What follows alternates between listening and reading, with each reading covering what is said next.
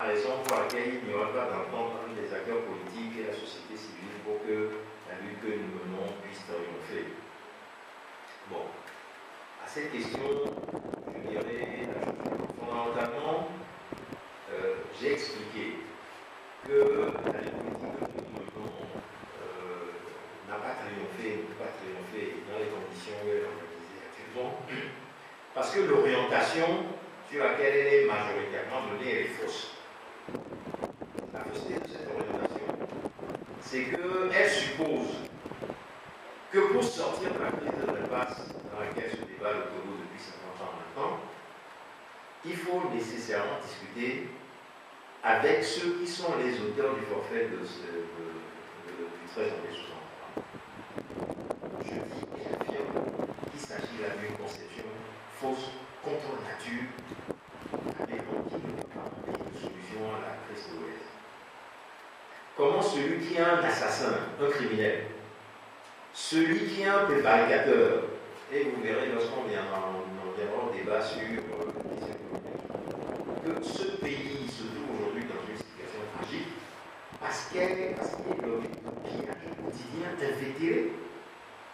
Nous l'avons dit dans une déclaration, dans la déclaration que nous avons rendue publique là, jeudi, dans ce petit pays, en l'espace de quelques années, se sont constitués plus d'une trentaine de milliardaires.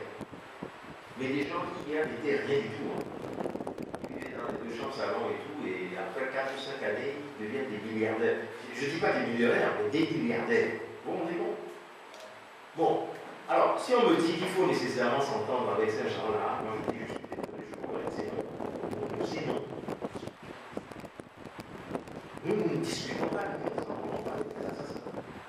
De la même manière que notre particularité de n'avoir jamais participé à aucun des multiples dialogues qu'il y a eu depuis, nous ne pensons pas qu'il faille s'asseoir autour de la même table que des assassins, des gens qui sont les mains pleines de sang. Vous discutez de quoi avec eux? Vous discutez, vous allez mettre des choses au point, le lendemain, ils vont faire le contraire. C'est ce qu'on a toujours fait ici, non? Alors, pourquoi continuer encore dans cette voie? Donc, la première réponse, et il faut établir la clarté là-dessus, c'est que la majorité des acteurs politiques et dans une certaine mesure des membres de la société civile, c'est que la majorité de leur conception, l'essentiel consiste à dire il y a de solution à la crise togolaise que par le dialogue avec le régime imputé. Nous disons non. Maintenant, sur l'autre terme de l'alternative, à partir du moment où la plupart d'entre eux disent qu'il faut négocier, et que certains disent non, on ne veut jamais négocier, mais ils ne peuvent pas se mettre d'accord. Et donc, partant, je dis qu'il faut arrêter avec cette idée que nécessairement les autres togolais doivent s'entendre. Il faut finir avec ça. Il faut finir. Si nous devons nous entendre, sur quoi devons-nous nous entendre? C'est ça qu'il faut discuter au point de départ. Si on doit s'entendre sur le fait que nous devons mieux nous organiser pour en finir avec le d'accord, aucun problème. Mais s'entendre pour s'entendre, même s'il faut aller discuter avec la côté, je ne vois pas l'intérêt de ça, sérieusement. Et on en vient de là à une situation où tous ceux qui ne veulent pas rentrer dans le rang de l'union forcée pour l'union à tout prix sont étiquetés comme étant des relugaleux. Mais non. Mais non. Et donc, moi je dis que plus il y aura de voix divergentes, de voix discordantes à s'exprimer dans la situation togolaise, honnêtement, mieux cela vaudra pour le Togolais. Parce que plus il y aura d'idées en circulation pour réfléchir sur les solutions et les voies à passer pour trouver d'autres solutions que celles qui jusqu'à présent nous ont conduit dans l'impasse dans laquelle nous sommes. C'est ça, bon, je m'excuse, mais je ne suis pas venu ici pour essayer de caresser tout le monde dans le sens du poil. Je suis venu pour dire la vérité telle que nous l'analysons dans notre population. Et cette vérité-là, si elle blesse, mais tant mieux. Bon, des fois, il faut ça pour pouvoir se réveiller. Et si nous avons pris l'initiative d'organiser cette série de conférences, débats, à l'occasion de la Convention, C'est quelque part pour secouer les Togolais pour qu'ils se réveillent. Parce que nous estimons que la posture dans laquelle on les a mis, l'esprit dans lequel on les a entretenus, l'endoctrinement qu'on a fait peser sur eux, qu'on fait peser sur eux jusqu'à présent, n'est pas bon pour eux-mêmes. Parce que ça leur nuit à un point tel qu'ils ne peuvent pas s'imaginer, à savoir que ce qui est leur droit le plus élémentaire, ils sont amenés à s'endormir pour ne pas aller le chercher. Je veux dire que normalement, avec toutes les informations qui circulent sur ce qui se passe au Togo, ce pays aurait dû être en révolte une fois depuis longtemps déjà. Et s'il ne l'est pas, c'est bien parce que j'estime que, bon, nécessairement, pour faire quelque chose, il faut être à tout prix uni, et il faut être uni pour aller dialoguer avec le APD. Non, nous n'avons pas quémandé auprès de ceux qui ont volé ce qui nous appartient de nous restituer notre chose. Donc, ça, c'est la première chose. La deuxième chose, c'est que si on doit s'entendre, pour moi, c'est sûr qu'une chose essentielle, c'est que ce régime doit partir. Point barre. La seule entente qui raisonnable qui puisse être, c'est ça. Bon, maintenant, si les acteurs politiques ou les membres de la société civile, comme vous le dites, ne veulent pas entendre ça, mais que cette entente-là existe entre le peuple et les organisations qui veulent travailler sur cette voie-là. Puisque moi je sais que le peuple togolais, lui, veut que ce régime s'en aille. C'est ce que la population dit depuis longtemps. Mais pour l'instant, dans son esprit, il y a une grande confusion qui est introduite par le fait qu'on lui dit que la condition pour qu'elle obtienne sa libération, c'est que la classe politique soit unie et qu'elle soit suivre la classe politique qui est la plus unie des classes politiques les plus unies. Non. Donc, je suis désolé, ce qu'on doit expliquer au peuple maintenant, c'est que la voie à sa libération ne se trouve pas derrière ceux qui sont les plus unis, mais derrière ceux qui n'ont qu'un seul langage, c'est celui de s'organiser sérieusement pour en finir avec ça. Maintenant, pour la procédure à suivre, ça c'est par rapport à la question posée par Kader, pour sortir de la situation actuelle.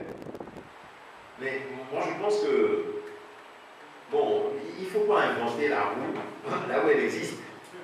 Je veux dire par là que le peuple togolais, intuitivement, c'est lui le moyen par lequel il faut passer pour faire ce changement-là. Et il le suit. Je vais parler par exemple sur les banques en 90. Sauf que le principal problème qu'il y a, c'est que quand on est engagé sur cette voie, il faut des gens qui puissent aider à ce que le basculement puisse se faire. Si les populations, par leur soulèvement, ont réussi tout seuls à faire changer les choses, ça aurait été fait depuis longtemps. Mais nous voyons avec le cas de l'Algérie, de la Tunisie, de l'Égypte et tout, qu'il faut des acteurs pour aider le mouvement à mieux s'organiser, à mieux se soutenir. Parce qu'en face, le pouvoir, on a un pouvoir lui-même organisé d'abord. Et surtout, on s'y dispose d'un instrument organisé de la répression qui est l'armée, la police et, chez nous encore, la gendarmerie. Donc, on ne peut vaincre un pouvoir politique organisé qu'une force organisée. Et c'est cette force organisée qu'il nous faut construire. Cette force organisée des organisations existe dans la situation togolaise, mais la politique elle mène est une politique d'entente avec le régime, de collaboration avec lui, de recherche de dialogue avec lui. Et donc à partir du moment où cette voie-là est une croissance issue, est une voie erronée, si nous sommes tous d'accord là-dessus, la voie que je choisis aujourd'hui, c'est la voie de la Constitution. C'est pour ça que j'ai conclu en disant qu'il faut aujourd'hui construire une nouvelle organisation. Et moi je dis clairement que nous, Parti des travailleurs, nous sommes candidats à ça. Tous ceux qui voudraient s'organiser avec nous pour cette voie, qui est la voie de la révolution, nous ne cachons pas, nous disons clairement que tant qu'on n'aura pas pris la voie de la résolution, on ne peut pas sortir de la crise de l'impasse dans laquelle se trouve la situation de crise. Pour la simple raison qu'on ne va pas sortir de cette situation par la voie électorale. On le sait aujourd'hui. Depuis 1990, des acteurs politiques togolais nous expliquent que ce n'est que par la voie des élections comme mode normal de dévolution du pouvoir politique qu'on peut sortir de la crise togolaise. Eh bien, nous je suis désolé, 22 ans d'expérience depuis démontrent le contraire. D'élections mal organisées, d'élections de mascarade électorale démontrent que ce n'est pas par là. Alors, il y a, comment dire, en gros, 3 ou 4 formules de changement du pouvoir. Il y a la voie des élections, il y a la voie des coups d'État, des lois populaires. Ensuite, il y a la voie des révolutions. Et puis, il peut y avoir la voie des négociations aussi, des accords, des discussions et tout, comme, comment dire, des discussions de marchand de tapis, on va négocier, puis tel va accepter de renoncer au pouvoir, contre quelle garantie, etc. Mais de toute, force est de constater que dans la situation togolaise, aucune des 3 autres ne peut marcher. Et à partir du moment où aucune des 3 autres ne peut marcher, parce que ceux qui font la lutte armée savent comment elle commence, mais ils ne savent jamais comment ça finit. Et on a vu avec le cas du Libéria, de la Sierra Leone, du Congo démocratique, du Rwanda et tant d'autres, que lorsque vous prenez cette voie-là, des fois vous allez mettre 50, 60 ans pour corriger ce que vous avez fait en l'espace de 1 ou 2 ans.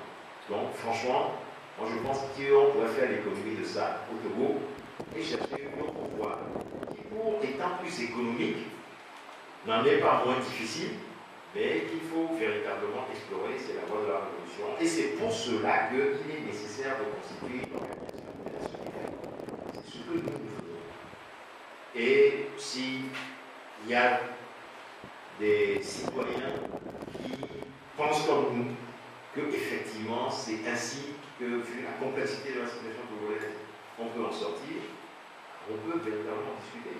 Et c'est ce pourquoi j'en ai adopté des débats. Bon, maintenant, à la question posée par Roméo sur les actions que nous entreprenons pour faire connaître les vrais opposants. Bon, les vrais opposants, moi je dis pour l'instant, il n'y en a pas beaucoup, il y a des opposants. Il y a opposition et opposition. Il y a une opposition qui est là, qui est une sorte d'opposition institutionnelle, qui est, je dirais, globalement celle qui est restée dans le CST aujourd'hui, pour répondre à la question, par anticipation à la question qui a été posée sur le CST, qui est une opposition qui cherche la voie d'une issue dans le cadre des institutions. C'est pour ça que je l'appelle opposition institutionnelle. Négociation, dialogue avec la RPT, essayer de faire entendre raison au RPT pour qu'il comprenne qu'il a raison à ouvrir le jeu politique, etc. Alors que le RPT ne veut pas comprendre.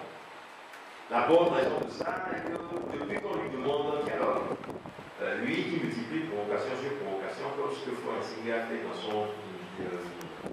son message de présentation dernièrement, en proposant la parité homme-femme pour les prochaines élections législatives. Ça, c'est de la provocation.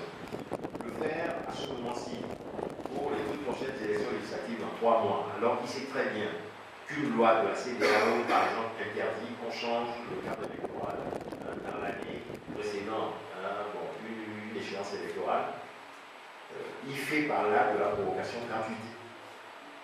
Parce que lorsque, finalement, les choses se présentent comme si les gens étaient des quémandeurs de dialogue, mais c'est la meilleure façon qu'il a de leur répondre qu'en réalité, il ne veut pas dire. Et donc, il faut en tirer les conséquences et voir concrètement que il ne peut pas y avoir de solution à la crise dans la voie de ceux qui disent qu'il faut dialoguer avec la politique. Et cela, c'est tous les partis qui sont comme ça. Je suis désolé, mais c'est comme ça. Et c'est pour cette raison que nous sommes sortis. Nous pouvons en parler parce que nous avons pris nos responsabilités, nous sommes sortis. Et nous avons expliqué que nous n'avons jamais discuté avec le RPT, nous n'avons jamais dialogué avec eux. Ce n'est pas aujourd'hui que nous avons commencé. Donc, s'il faut connaître les vrais opposants, voilà, je répondrai carrément à la question que les vrais opposants, de notre point de vue, c'est ceux qui ne peuvent pas avec la RPT. Donc, on se débarrasse. Alors, une fois qu'on a dit ça, ce qui reste, c'est pas beaucoup. Donc, à vous-même de faire le compte et de retrouver ceux qui refusent ces dialogues-là. Maintenant, ce ne sont pas ceux qui sont apparemment les plus grands partis. Ça, c'est l'autre aspect de la question. Mais la chose sera aussi amère pour le peuple togolais jusqu'à ce qu'il comprenne. Et tant qu'il n'aura pas compris que les partis dans le dialogue ne sont pas les partis qui veulent qu'ils sortent de ces difficultés aujourd'hui, il va continuer à souffrir jusqu'à ce qu'un jour il comprenne. Et finalement, même si le prix à payer pour ça est très lourd, hein, fait de souffrances terribles et tout, mais c'est la voie par laquelle il doit nécessairement passer. C'est comme ça. C'est dur, hein, c'est difficile à imaginer, mais c'est la triste réalité des situations. Mieux vaut se dire la vérité aujourd'hui que de se faire cette illusion, de se faire des déclarations, comment dire, convenantes, tout le monde pourrait facilement accepter, et de demain de n'avoir que ses yeux pour pleurer, que de se dire les cas vérifiés aujourd'hui, de savoir que la situation est difficile, de savoir le prix à payer pour s'en sortir, et de savoir qu'il faut s'y atteler dès aujourd'hui pour avancer. Bon, maintenant, sur la question posée par Médard de savoir comment construire, constituer la représentation dont nous avons parlé en dernière position, c'est tout simplement qu'il faut, comme on fait discuter et puis agréger du monde autour de cette idée d'une nouvelle représentation politique, nécessairement pour sortir la crise togolaise de la situation dans laquelle elle se trouve. Bon, alors, comment faire? C'est un peu comme nous faisons aujourd'hui, échanger, faire connaître des idées, de le faire non seulement ici à Lomé, de le faire aussi dans les autres villes de l'intérieur, de sortir des publications, d'ouvrir un débat là-dessus, pas qu'une seule fois, mais de manière continue. Et c'est de ce point de vue que je vous disais hier que, au-delà de ce cycle de la l'occasion de la commémoration de ce 50e anniversaire de l'assassinat de Libio, nous entendons à l'avenir, une fois par mois, organiser des conférences pour échanger sur la situation togolaise. Vous êtes prévenus d'ores et déjà, donc si vous avez d'autres personnes qui seraient intéressées, vous pourrez venir avec elles pour que ce mouvement puisse s'élargir progressivement et conquérir tout le pays. De toute façon, ça ne peut pas se passer autrement que ça. C'est la seule voie de sortie. On va y arriver.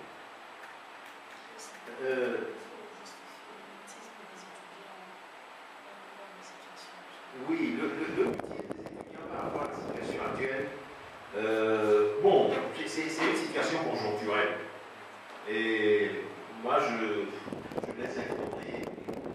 les incriminerai pas tellement, pour la simple raison que je constate que les organisations politiques et les organisations dont ça devrait être travail n'ont pas fait ce qu'il faut en direction des étudiants. Ça, c'est la première chose. Mais la deuxième chose, également, il faut constater que les étudiants ont été échaudés dans la dernière période, là et aussi sur le terrain qui est de leur propre, par de retentissantes trahisons. Je parlais du ralliement d'Abou Seydou, leur principal dirigeant, à l'unir RPT. Vous savez, ça là, ce sont des événements qui brisent le mois et qui emmènent les plus, comment dire, les plus, non, pas les plus déterminés, ceux qui viennent à la lutte dans la dernière période, hein, les plus jeunes militants, hein, ceux qui viennent à la lutte avec tous leurs espoirs, à se démoraliser, à se décourager. Donc, moi je dis que c'est un phénomène circonstanciel, parce qu'on l'a déjà vu par le passé. Vous savez, le mouvement chez les étudiants est fait de flux et de reflux. Bon, comme dans toute lutte politique, hein, dans la lutte politique aussi, il y a des périodes de montée du mouvement de la mobilisation, et des fois ça redescend. Et ça c'est normal. Une population ne peut pas se maintenir au même niveau de mobilisation pendant des années, des années. Bon, et même ce qui se passe au côté puisque nous avons réussi à avoir une mobilisation constante, hein, en tout cas depuis 1990 jusqu'à maintenant. Bon, avec aussi, là c'est vrai, des apogées, hein, bon, et des reculs. Mais il faut le prendre comme tel et travailler avec. Bon, moi le militant que je suis, c'est que, historiquement, dans tous les pays, tous les mouvements ont suivi des phases d'apogée et de recul, et de baisse. Et le type de travail que les organisations doivent faire dans une phase comme dans l'autre n'est pas le même. Mais toujours est-il que les organisations ont toujours quelque chose à faire, qu'on soit dans une phase d'apogée, qu'on soit dans une phase de recul. Donc, moi, je dirais tout simplement que si les étudiants sont dans un mutisme actuellement, que ceux qui ont la responsabilité de les organiser aillent vers eux, bon, pour leur expliquer qu'il est nécessaire de se réveiller pour lutter pour leurs revendications. Et aussi pour lutter pour les problèmes de la société de manière générale. En tout état de cause, je pense que nous tendons sur nous de faire ce travail de manière plus conséquente dans la prochaine période, parce que j'estime que là aussi, nous n'avons pas suffisamment. Maintenant, oui, le coup d'État de 67 a été forcé de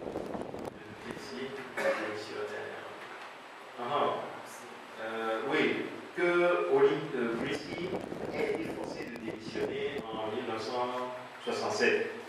Non, mais là, ce ne sont pas des choses que je dis par hasard. Nous avons toutes les informations sur ce qui s'est passé le 13 janvier 1967.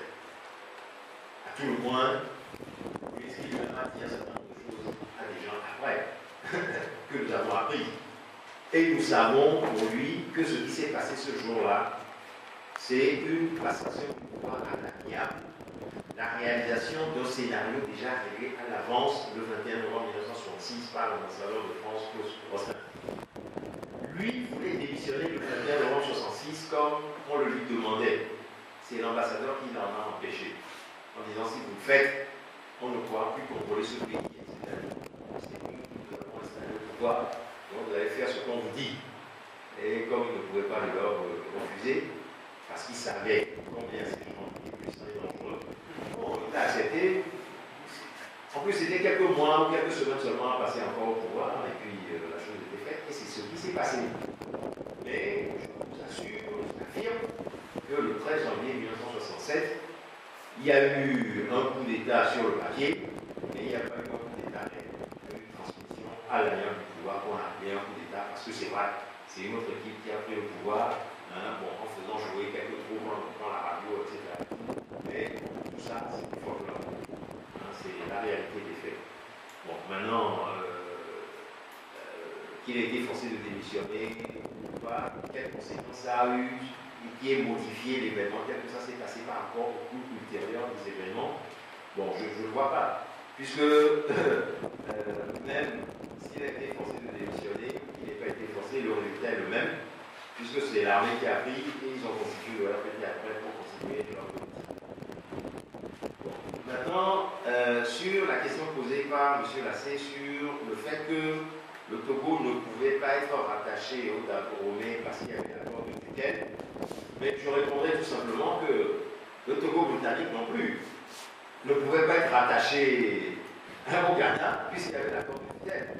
Et il avait bien été rattaché. Non, mais oui, non, mais d'accord, mais c'est bien de ça que je veux parler. Ça veut dire qu'il lui suffit que les puissances aient estimé qu'il était de leur intérêt que telle ou telle partie du Togo soit rattachée à telle ou telle de leur possession, et que dans le territoire concerné, les populations n'aient pas les organisations suffisantes pour mener le combat contre cette velléité d'annexion, que l'annexion soit faite. Et ce que j'explique, précisément ce que je dis, c'est que pour éviter ce sort qui pendait au nez des citoyens togolais de l'époque, mais il a fallu que Sylvain Mussolini, que les nationalistes du culte aillent combattre de pied ferme auprès de l'ONU le rattachement du Togo au Dahomey. Puisque nous savons que lorsque les élections au Parlement français ont été envisagées pour la première fois, l'impérialisme français, le colonialisme français, voulait faire du Togo et du Dahomey un collège électoral unique. S'il voulait en faire un collège électoral unique, c'est qu'il avait dans la tête quelque part un projet de fusion des deux. Et il a fallu que les nationalistes se lèvent pour dire qu'il n'était pas question qu'on organise des élections de cette façon-là avant qu'il n'y ait le recul. Et par la suite, les multiples missions de visite à l'ONU ont fait que, bon, on a obtenu l'organisation d'un référendum ici sur la question de la souveraineté nationale le 27 avril 1958 et c'est ça qui a permis de faire. Bon, donc, c'est une question qui, à l'aune de l'histoire, a ses réponses appropriées. Bon, maintenant, sur la question de Kofiwo et Akoibor, que c'est un peu de réalité, c'est ça? Oui, c'est l'ambassadeur. L'ambassadeur de France pour l'Union de l'Air,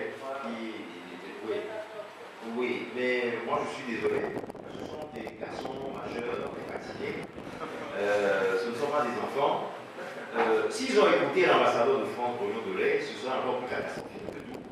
Puisque, bon, imaginons un instant que ces gens soient portés au pouvoir demain. Si c'est l'ambassadeur de France ou de je ne sais trop quel pays qui doivent leur dire ce qu'il faut faire conformément à leurs intérêts. Parce que moi je pense que l'ambassadeur de France au Togo défend d'abord et avant tout les intérêts de la France. Et de même que l'ambassadeur des États-Unis, celui des intérêts des États-Unis. Et que nécessairement, au vu de tout ce qui s'est passé dans notre pays jusqu'à présent, ces intérêts ne coïncident pas nécessairement, pour ne pas dire pas, avec ceux du peuple togolais. Puisque, pour l'instant, le pouvoir qui a été maintenu jusqu'à présent organise le pillage de nos richesses matérielles et humaines au profit de ces grandes puissances. Bon, donc à partir de là, le responsable politique qui dirigerait le Togo à la satisfaction de la population togolaise devrait afficher des velléités de résistance bon, à l'ambassadeur de France, d'Allemagne, etc. Donc moi je considère que s'il en est ainsi, c'est bien parce que Kofiwo et Akoibor voulaient se faire, et veulent se faire, et peut-être continuer à vouloir se faire, et parler les Français, l'Allemand, je ne sais trop quoi. C'est ça qui a fait qu'ils aient répondu favorablement bon, à ces intentions-là, auxquelles, pour ma part, moi je me déférerai jamais. D'ailleurs, je vois mal l'ambassadeur qui viendra me dire à moi, Claude Aménori, de faire ceci dans la situation togolaise, parce que lui pense que c'est ce qu'il faut que je fasse dans mon pays. Je l'attends. Il n'en est aucun qui soit encore venu le faire, donc je crois qu'ils savent à quoi s'en tenir. Maintenant, sur la question posée par Nessao Kondo sur le CSP, la coalition arc-en-ciel, bon, j'ai déjà apparemment répondu à cette question. Je dis, bon, le CSP a été un regroupement qui, effectivement, a mobilisé de façon importante les populations togolaises avec une autre contribution. Je précise bien, avec une autre contribution, puisque dans le CSP, nous n'avions pas un rôle des moindres, puisque nous étions au cœur de l'organisation des manifestations, des meetings et de tout ce qui se faisait, de la rédaction des documents, bon, du collectif, etc. Donc, nous savons de quoi nous parlons. Mais je dis et je répète que nous avons estimé nécessaire de sortir du CSD parce que la voie sur laquelle ils étaient engagés, de rechercher un dialogue avec le régime APT, pour nous, est une voie avec laquelle nous sommes en désaccord. Nous avons toujours considéré que ces dialogues avec le APT étaient une trahison des intérêts du peuple togolais, et ce n'est pas aujourd'hui que nous allons changer, parce que c'est le CSC. Non, je ne vois pas. Et donc tout à fait librement, aussi librement que nous avons adhéré au CSD, aussi librement nous avons démissionné. Bon, maintenant, il est du droit de chacun de penser que le CSD est l'organisation que le peuple togolais attendait pour sa libération. Bon, c'est le droit de chacun, on est en démocratie. Je ne peux pas changer la conception des gens et sur leurs convictions.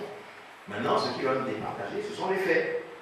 Donc, attendons de voir dans les semaines à venir, dans les mois à venir, dans les années à venir, si le CSD va être, oui ou non, l'organe de la libération du peuple togolais. Moi, je dis au jour d'aujourd'hui que j'en doute. J'en doute, très sérieusement. Il était sur la voie de ça, lorsque on a rendu, par exemple, l'article 150, pour dire que Front National participe au pouvoir, tout ça, ça allait très bien, jusque-là, je suivais. Mais maintenant, la voie de l'autre alternative, qui est celle des dialogues, c'est une voie d'impasse. Et je doute très sérieusement qu'elle conduise à quelque bon port que ce soit. Mais, ok, je prends les paris. Attendons les semaines, les mois à venir.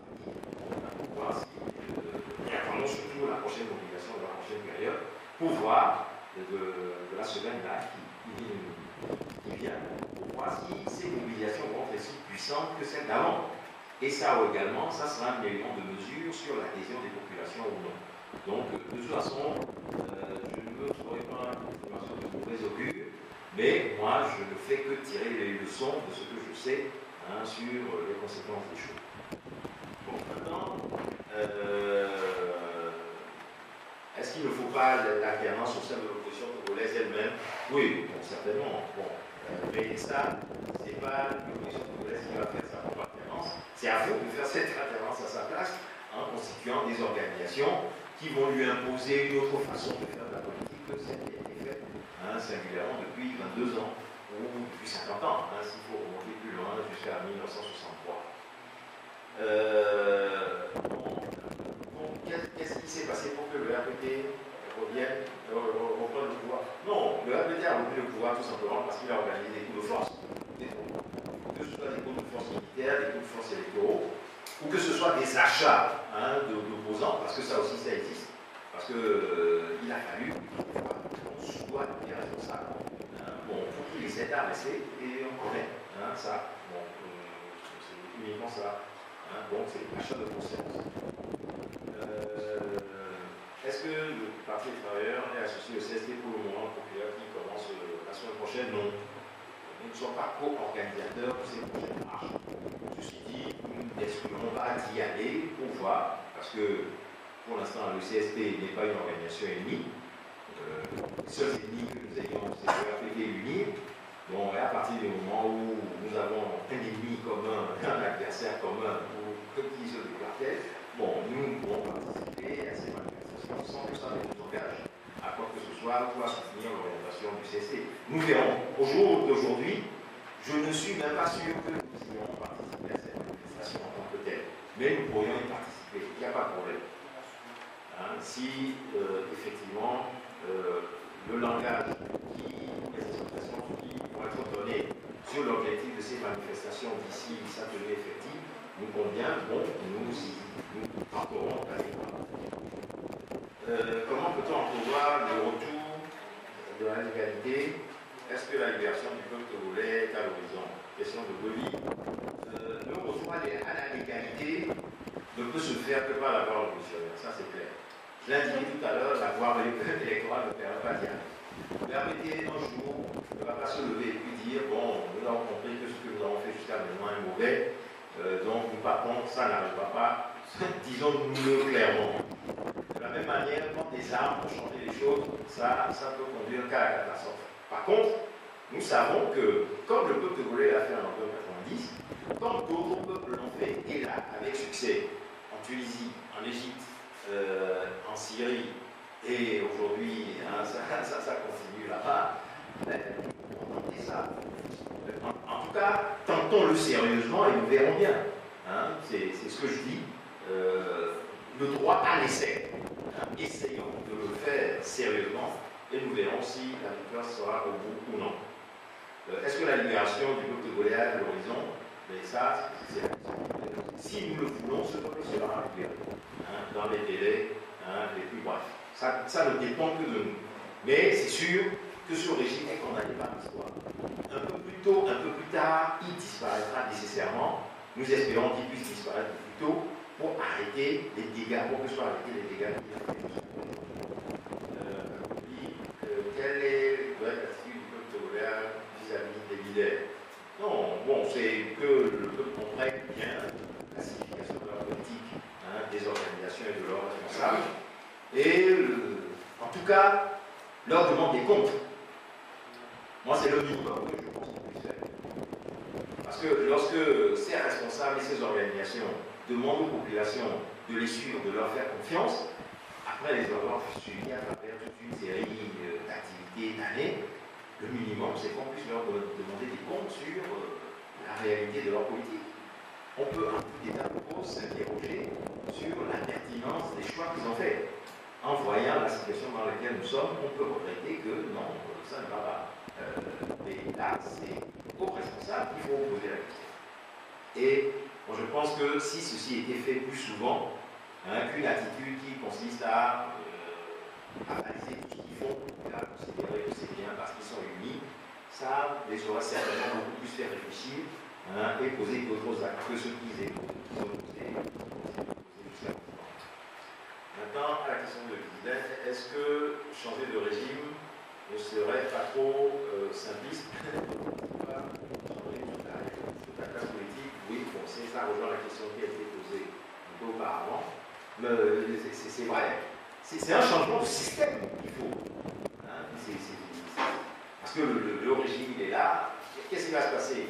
On va dire que Franck Assimi est parti, des opposants sont venus, et puis on va maintenir le régime constitutionnel tel qu'il est, avec la constitution du 27 septembre 92, bon, rétablie, modifiée et tout. Ça ne suffira pas. Parce que moi, pour moi, si vous voulez le fond de ma pensée, même la constitution du 27 septembre 1992 est une constitution illégale et illégitime. La seule constitution à laquelle il faille retourner, véritablement, c'est à celle qui avait au moment de l'assassinat de Louis. Pour la simple raison que lorsque je dis qu'il faut considérer tout ce qui s'est passé depuis le 13 janvier 1963 jusqu'à maintenant comme une parenthèse, ça veut dire que si on supprime tout ça et qu'on le multiplie par 0, on retourne au point de départ. Et retourner au point de départ, c'est rétablir le Togo dans l'état où il était en 1963 lorsque le coup de force est intervenu, organiser les obsèques de Sylvanus Olympio. Une fois que les obsèques sont organisées, on pourrait, en mettant en place un nouveau régime, appeler à la tenue d'une nouvelle assemblée constituante souveraine pour définir de nouvelles institutions du pays.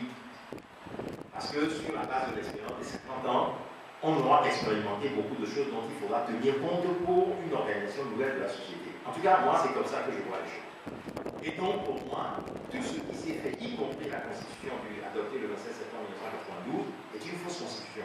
Pour la simple raison que, à ce moment-là, on avait dit qu'on allait en faire une constitution. On l'a fait parce que le pays vivait un climat de terreur et cette constitution a été adoptée dans des conditions, mais absolument antidémocratiques. Et donc, on ne peut pas dire aujourd'hui que cette constitution soit une constitution démocratique. La seule chose que moi je dis souvent, c'est que le RPT, qui a appelé à voter pour cette constitution à travers Yadema, qu'il s'engage tout simplement à appliquer la constitution sur laquelle lui-même a dit qu'il est d'accord. C'est tout. Moi je ne suis pas d'accord avec, mais les textes qu'il y a dedans, les dispositions qu'il y a dedans, notamment sur la question des élections, sur les questions des libertés démocratiques et tout, que le RPT s'engage à le respecter, lui-même d'abord qui respecte ses propres lois. Maintenant, pour le reste, moi, avec cette constitution, je suis en désaccord. Lorsqu'on a appelé les citoyens à voter pour, nous avons sorti une déclaration appelée les gens à ne pas la voter parce qu'elle était adoptée dans des conditions antidémocratiques et qu'elle était antidémocratique dans cette constitution. Donc, voilà en ce qui concerne cette constitution-là. Maintenant, la dernière des questions, c'est les relations actuelles entre le CSP et le PT, deux partis par ailleurs. Non, il n'y a pas de relation entre nous. Nous sommes partis, nous sommes bien partis, et nous n'entretenons pas de relation après. Maintenant, nous sommes là, si les responsables du CSP veulent pouvoir discuter avec nous, nous sommes tout à fait ouverts à la discussion. Je l'ai dit tout à l'heure, nous ne sommes pas des ennemis. Lorsque nous nous voyons, nous nous saluons, nous disons que nous sommes et nous avons une activité commune, dans un cadre organisé. C'est tout. Et nous entendons désormais voler de nos propres ailes, et aller expliquer aux populations ce que nous pensons qu'il faut faire dans la nouvelle situation de Golène. Nous assumons pleinement notre différence. Je vous remercie. Le temps